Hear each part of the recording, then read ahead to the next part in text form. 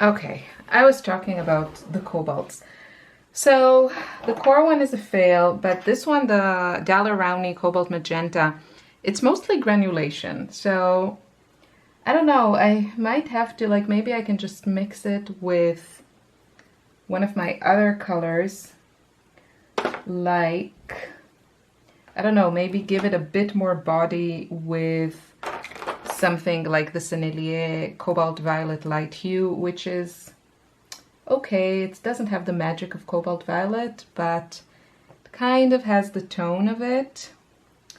And then this color is super expensive. This is Cobalt Violet Light from Holbein, but it's a bit too purpley for my personal taste, and so I haven't gotten a lot of use from it. But yeah, I don't know. I don't feel like trying it. Okay, so these are all the violets, and I was considering maybe adding this, the Duochrome Autumn Mystery. It's a very unique color. I just feel like there are some colors that I should give them, you know, give them a chance. And this is an easy way to do that. Like, I don't even have to commit to a pan, just squeeze a tiny bit. Obviously you can do this, you don't need this kind of palette, you can just do this on a plate.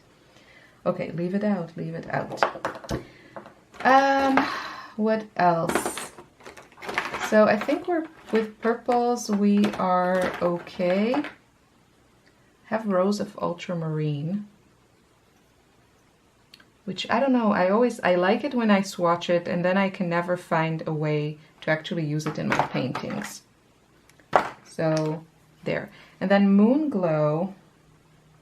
Moon Glow is always like a love of mine, but I've used it so much recently that maybe I should give a place to other colors.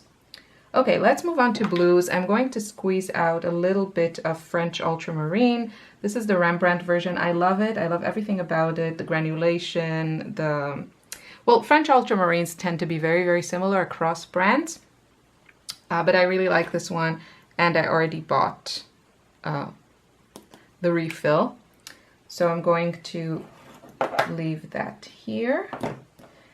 And let's see, I know I'm going to add Cobalt Turquoise.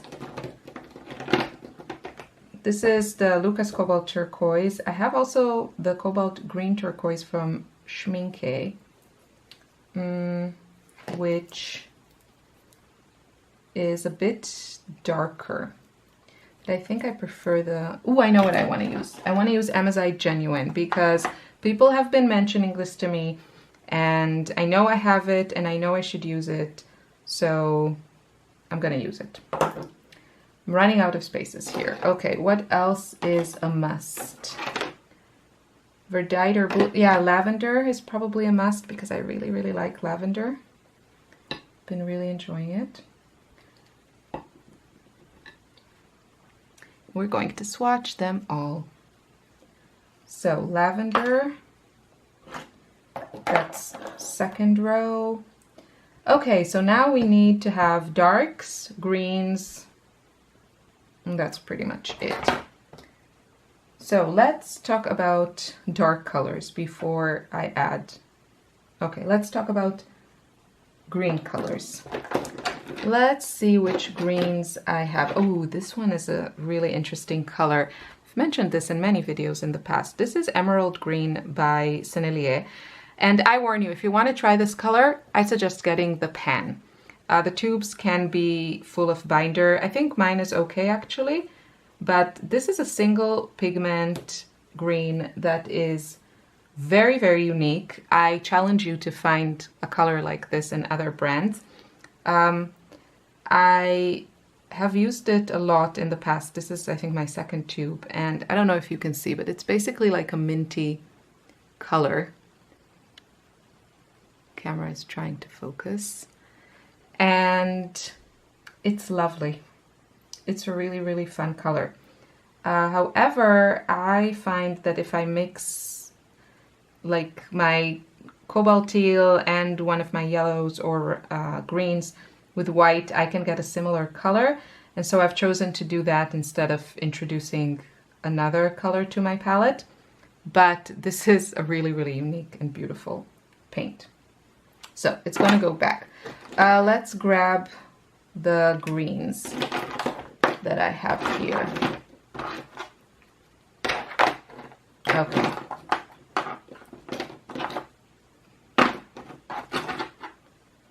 Maybe I should use, that Sennelier color, emerald green, is very, very similar to Fuchsite Genuine, if you're familiar.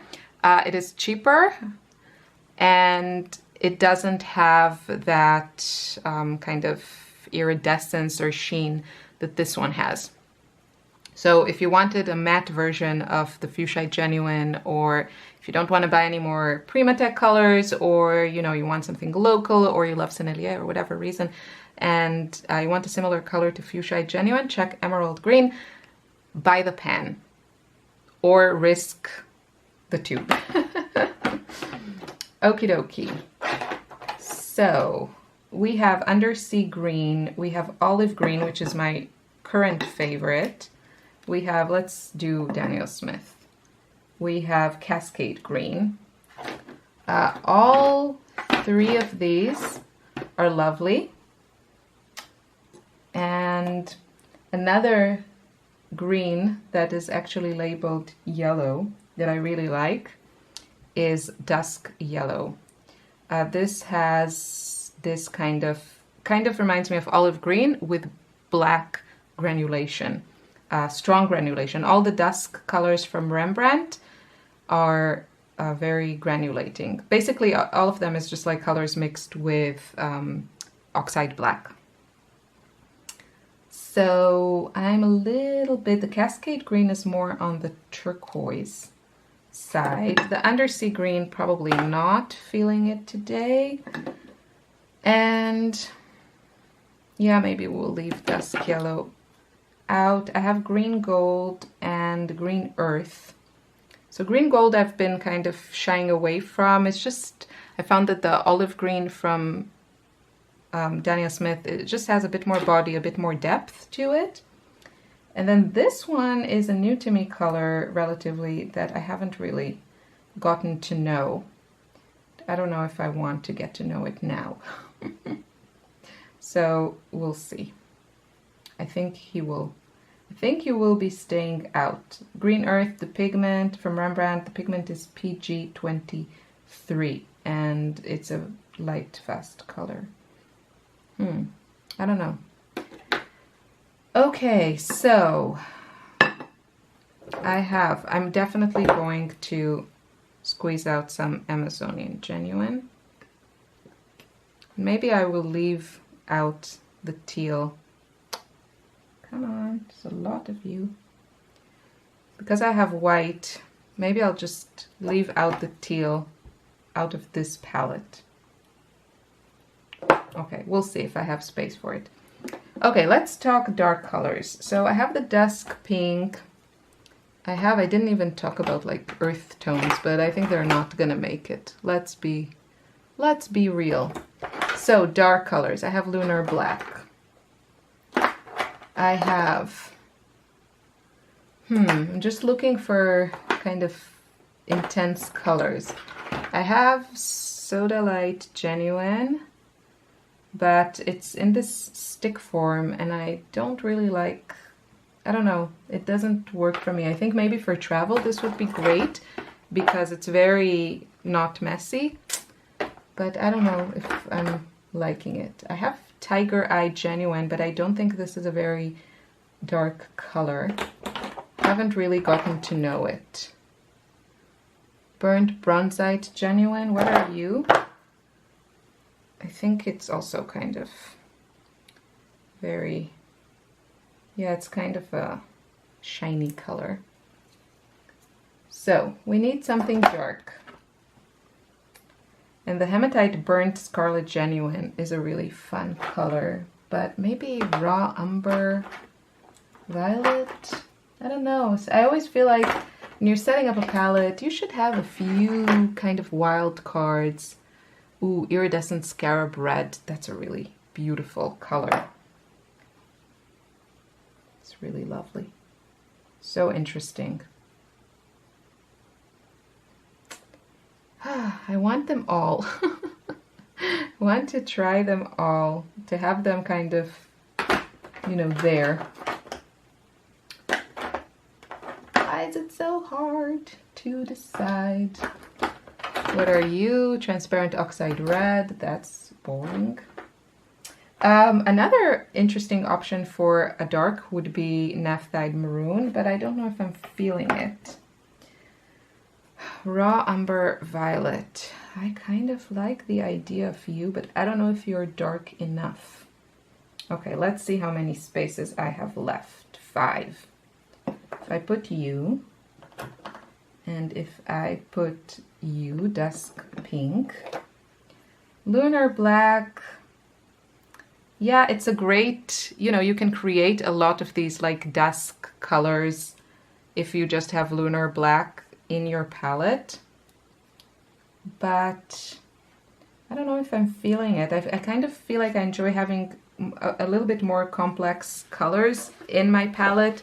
So then when I mix them with other colors, I get this really interesting like mixtures that are harder to achieve when you're only using very like, you know, single pigment, more like simpler colors like Lunar Black. It's definitely more versatile, but I don't know.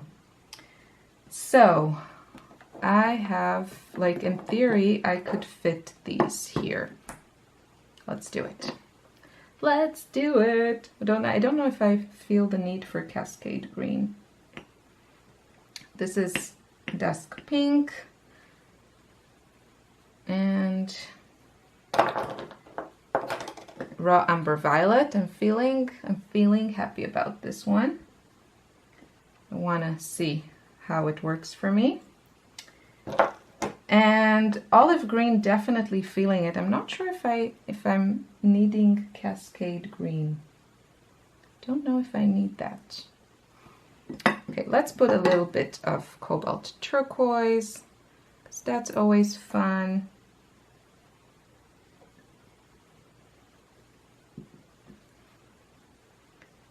And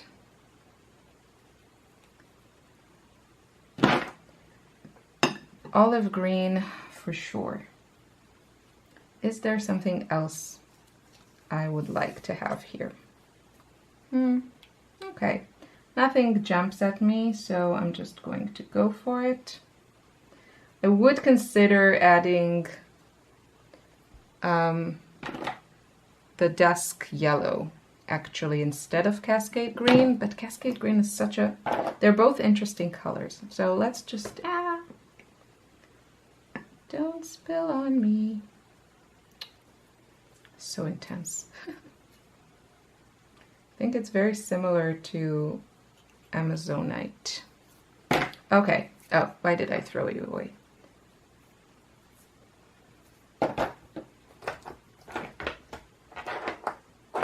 Okay. Now I'm gonna put this back. Okay, so my palette is set up, and for the fun of it, I'm going to add some granulation medium to all of these for funsies.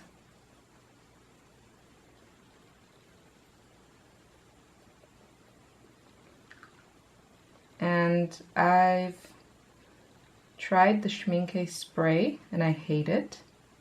I think it's a waste of money. For me at least, it didn't work well. And this one is very interesting by Winsor & Newton, and I think it works a lot better. It has different effects, you know, depending on which colors you use. So, let's swatch. I'm going to use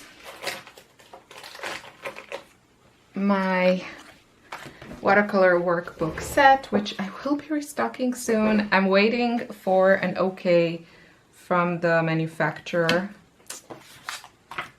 and then I can go ahead with ordering them, and then hopefully you can go ahead with buying them. So I'm going to take the big pan, the whole pan stamp set, and I'm going to stamp it 24 times like this. So 8 in a row. Let's hope I can. I didn't measure because I don't like to measure stuff. So we'll just see how it goes. Okay, so I'm just going to stamp this very, very crookedly until I get a similar setup like my palette. And of course you can do this however you'd like. I really like having the stamps because it just looks more fun, and it, you know, if you're more, let's say, organized about it, or kind of, yeah, organized, I guess, then it just looks better to me than just the paint, which I have done for years. So you can absolutely do that as well. And now I'm just stamping this, circle type of thing. And also at the bottom, I stamped some of the mixing stamps, which that's probably one of my favorite stamps in the set. And I'm going to show you here at the end of the video, a really kind of quick and easy way of mixing colors. So stay tuned for that. Okay, so let me see if I can remember. We have white, then we have buff titanium, and then next to it, gray titanium. You can see those two are quite similar, and I would probably say you don't need both in a palette. Just go with the one you like more. And I think I'm a buff titanium girl. Then the color I'm doing now, that is super, super yucky brown. And there is nothing I love about that color. And I thought maybe I should just like do a sale of like a few batches of tubes that I just don't like and I don't see myself using. So if you're interested, if you would be interested in buying some, semi-used, I'll probably wouldn't sell tubes that are, more than like half used, just the ones that are slightly used. If you think you'd be interested, I'm in Europe, so, I probably will charge a very, very humble price for it. But then if you're outside of Europe, then shipping would probably be the major component of the price.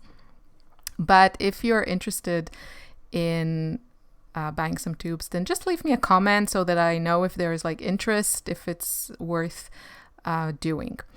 Okay, so that was super, super yucky brown. I didn't like that at all.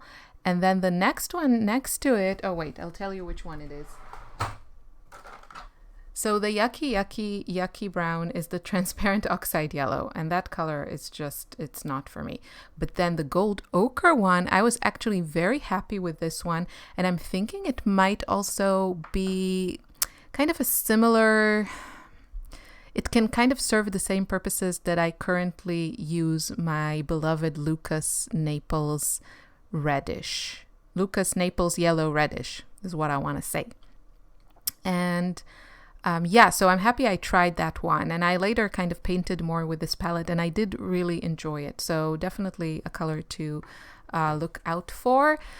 Okay, gray titanium, Naples yellow, Lukas Naples yellow reddish. Then we have the brilliant yellow #1 from Shinhan. Then we have yucky brown. Then we have gold ochre, and then the middle row we have from left to right Quinacridone Gold, which this is exciting discovery, and I urge you to also look again at the end. I'm gonna do another close-up of everything.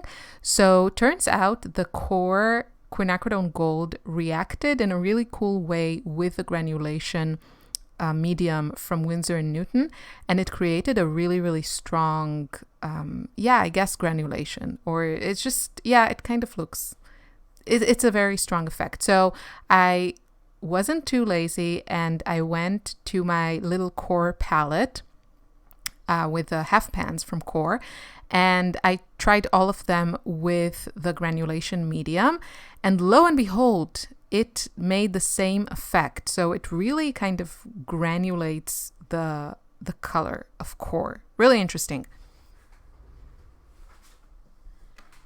And especially, it wasn't the same effect in all of the colors in that set. There are 12, but the browns, like the earth colors, the ones that I suspect have already kind of a heavier pigment and have a somewhat, tendency to granulate, it was really enhanced. And then with something like lemon yellow, it didn't really show, but then the other yellow in that set, yeah, it kind of had an interesting effect. The purple, I don't think it had too much to it. And also I don't know what gray they put in that set, like Payne's gray or something, also doesn't look too impressed. The turquoise, the phthalo, also not. But all of the other paints seem to be affected. And yeah, so if you want a very, very, very textured effect and you have some core paints in your stash, try the Winsor & Newton granulation medium because it really, really enhances it. Okay, so here I'm just trying out some of the colors that are less familiar to me. I wanted to create kind of a simple triad. I mean, obviously you can try and mix a new color with all of the colors in your palette, but that can take a long time. So instead I just kind of took a sample or used my color cravings, like to see which colors I felt would look good with these new to me colors. And this one, for example, is an interesting triad. It's the Lunar Red Rock with lavender and I want to say buff titanium. I didn't see where my brush went. I think it's buff titanium, but you can see it's a very, like an interesting, very granulating, somewhat muddy, but in kind of the best way possible triad. So I think the Lunar Red Rock is definitely worth exploring. And yeah, so I had a few happy discoveries with this playtime and setting up this palette. I like the gold ochre from Rembrandt, and I really like the effect of the core paint with the granulation medium. And then the Amazonite from Daniel Smith, which I've had and really neglected, is also really lovely.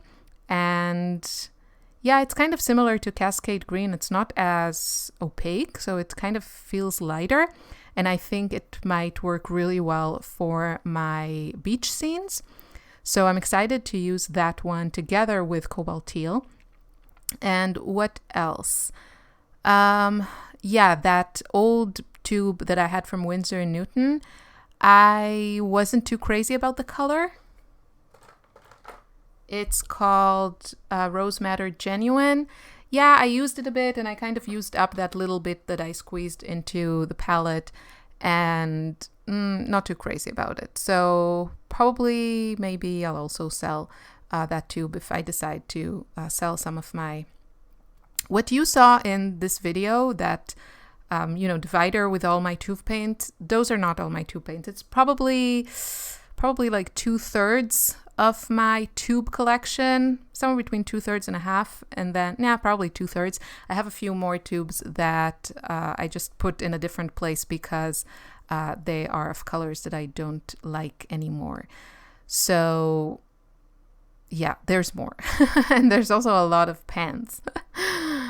And yeah, okay. So that circle on the left side, that has that yucky yellowish poopy color that I'm not liking. And yes, it did create some interesting mixtures with the other colors in my palette, but it's not a color that I can keep, because that I would want to keep, because I know a lot of people keep colors in their palette as mixing colors, and I completely understand that, but I prefer to work with colors that I love in their pure form and in mixtures also.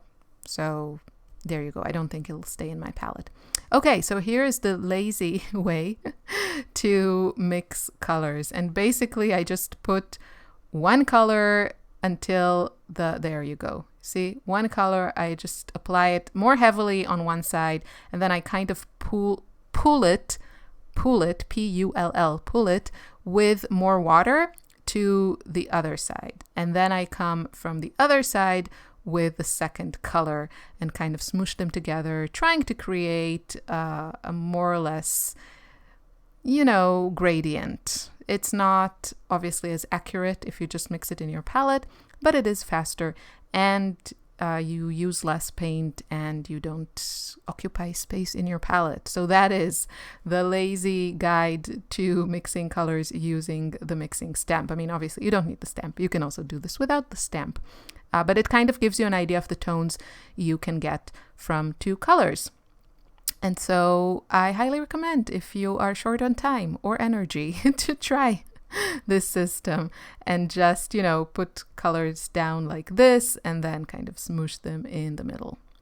I hope you enjoyed this video. I have, since filming, have continued to use this palette, and I do like it a lot. And because the wells are kind of small, it's not a big problem to, you know, finish your little dab of watercolor, clean out the well, and put in a different color, which is definitely what I will do with a couple of the colors here. So here's the close-up. Take a look at the Quinacridone Gold. Here we go. There. Can you see that? Really interesting, right? Thanks for watching. Take care. See you soon. Bye-bye.